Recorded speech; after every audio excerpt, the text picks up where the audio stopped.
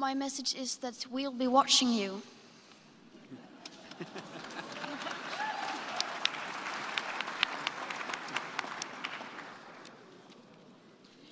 This is all wrong. I shouldn't be up here. I should be back in school on the other side of the ocean. Yet you all come to us young people for hope. How dare you? You have stolen my dreams and my childhood with your empty words, and yet I'm one of the lucky ones. People are suffering, people are dying, entire ecosystems are collapsing. We are in the beginning of a mass extinction, and all you can talk about is money and fairy tales of eternal economic growth. How dare you?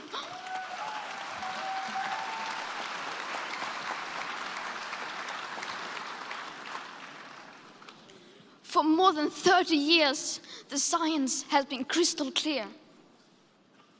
How dare you continue to look away and come here saying that you're doing enough when the politics and solutions needed are still nowhere in sight? You say you hear us and that you understand the urgency. But no matter how sad and angry I am, I do not want to believe that. Because if you really understood the situation and still kept on failing to act, then you would be evil, and that I refuse to believe.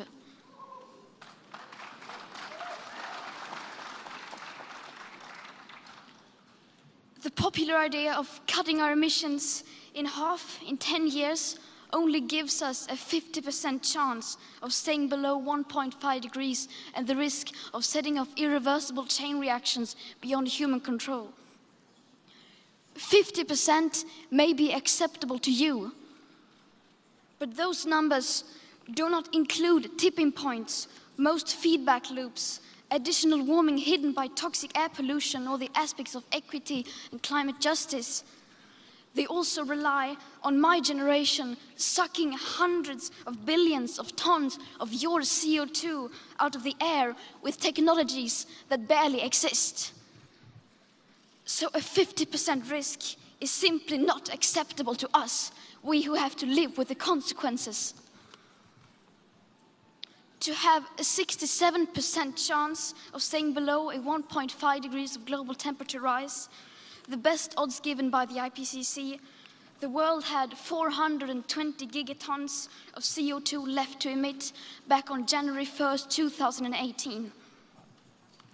Today, that figure is already down to less than 350 gigatons. How dare you pretend that this can be solved with just business as usual and some technical solutions? With today's emissions levels, that remaining CO2 budget will be entirely gone within less than 8.5 years.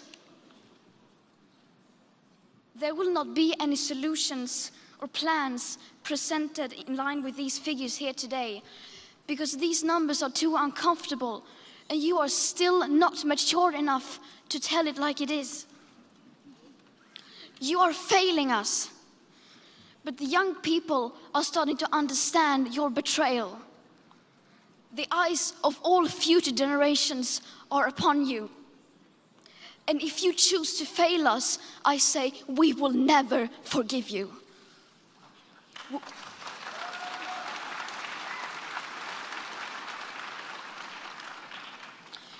We will not let you get away with this.